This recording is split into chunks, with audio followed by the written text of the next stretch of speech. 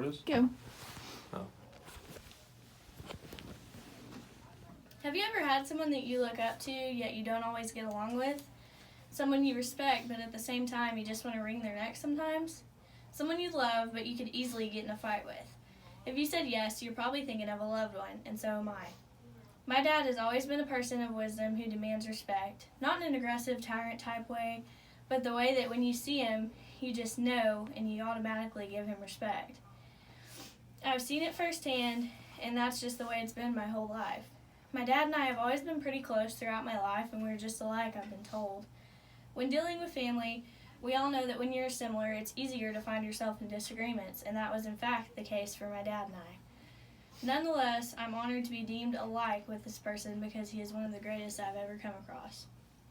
Growing up, it was always made apparent to us by my father that we were to step up and help if we see someone in need, no matter the situation.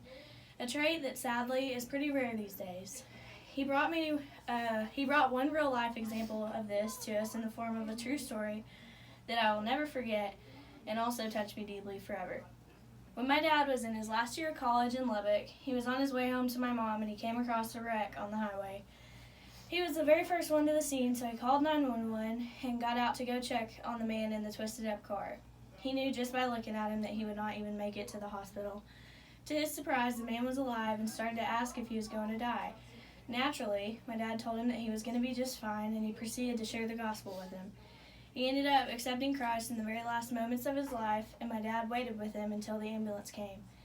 That is one story that comes to mind when I think of my father and the man that he is. Because of that story, and so many others like it, I look up to my dad. I look up to him because he never stops chasing after his walk with Christ, and he teaches everyone around him to be like him in everything that you do. He has shown me how we should live, and what a hardworking, respect-worthy, loving person looks like, and for that I couldn't be more grateful.